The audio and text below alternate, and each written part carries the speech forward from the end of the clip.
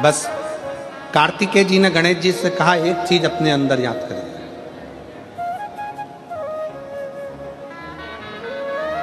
संसार में जन्म लेने के बाद सब कुछ ढूंढ सकते हो,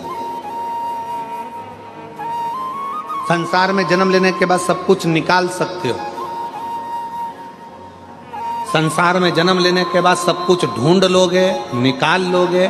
पर संसार में जन्म लेने के बाद, दुनिया में आने के बाद व्यक्ति सब कुछ ढूंढ सकता है, सब कुछ निकाल सकता है, पर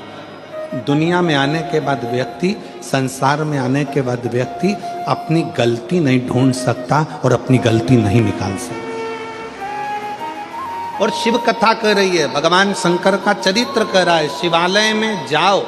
शंकर के मंदिर में जाओ तो दो चीजें बाहर छोड़कर जाओ, एक चमड़े का जूता और दूसरा चमड़े के शरीर में रहने वाला अहंकार, ये भी बाहर छोड़कर जाए।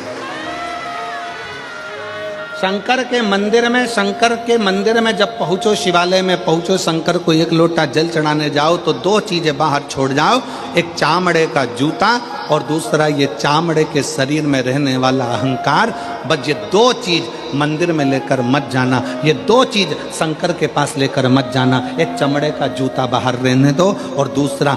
चमड़े के शरीर में, ये मनुष्य के शरीर में जो अहंकार रहता है, इस अहंकार को बाहर रहने दो। जब तुम मनुष्य के शरीर में, चामड़े के शरीर में जो अहंकार है, इस अहंकार को जब आप बाहर छोड़ दोगे तो परमात्मा को मिलने में देरी नहीं लगेगी, परमात्मा मिल।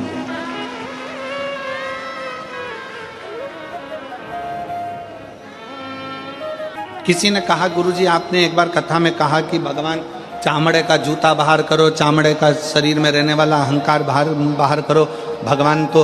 उस गजासुर के चमड़ी पर भगवान धारण कर लेते हैं, गजासुर की चमड़ी को मृगछाला पहन लेते हैं, वो भी तो चामड़ा ही है। हमारा निवेदन है, एक बार शिव महापुराण की कथा को जरा ध्यान से पढ़िएगा, ध्यान से सुनिएगा। शिव महापुराण की कथा में वर्णन आता है, ये गजासुर, ये मृगछाला भगवान